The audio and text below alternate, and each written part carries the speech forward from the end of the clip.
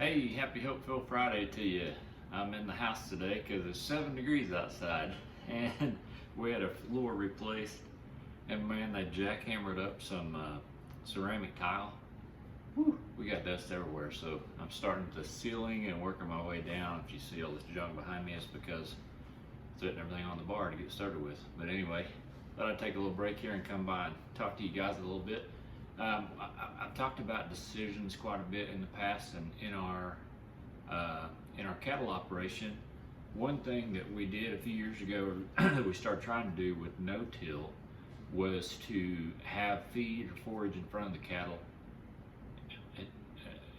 all the time. So in other words, year-round, not have a lack of supply of grazing for them.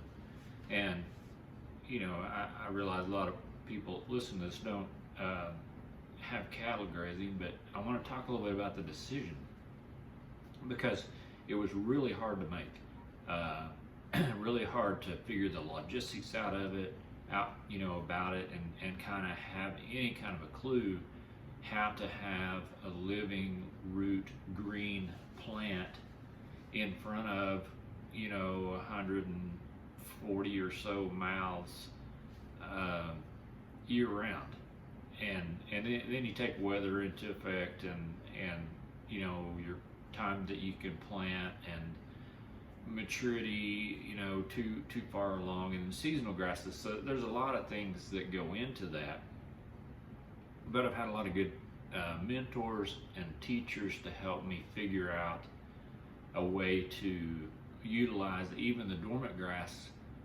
like the standing prairie grass or blue stem. This time of year it's dormant, but if I graze it right going up to dormancy, it holds a certain amount of protein, as much protein as you would in baling it, and I don't have to bale it. So part of lowering our inputs was to keep those cattle grazing year round. And this year I got farther than I have ever gotten in the past. This year, a week ago, I had to start adding protein inputs to the cattle because I just run out of green in front of them.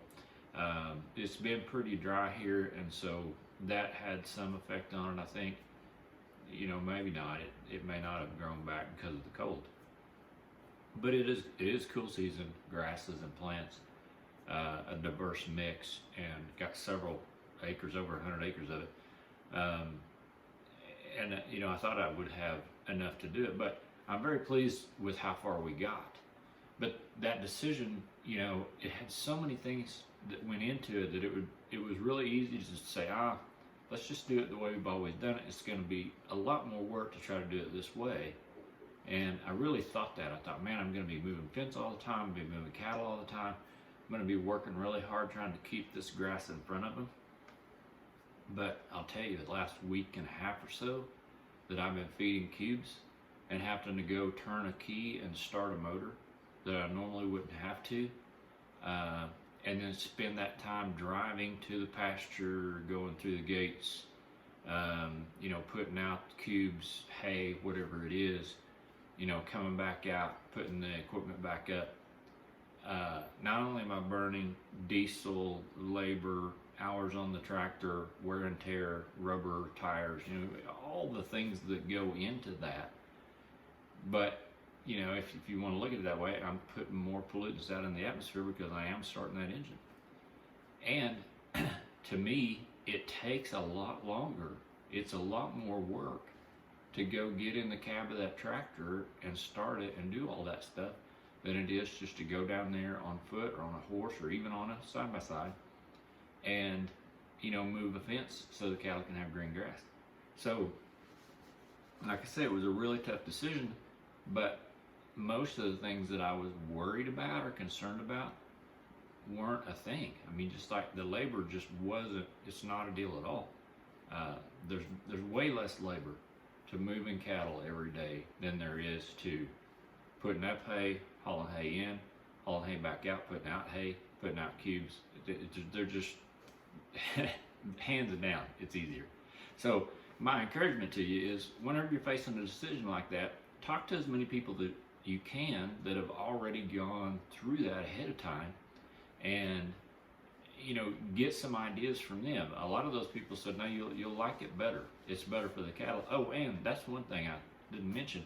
Our cattle look better this time of year than they have probably ever for me.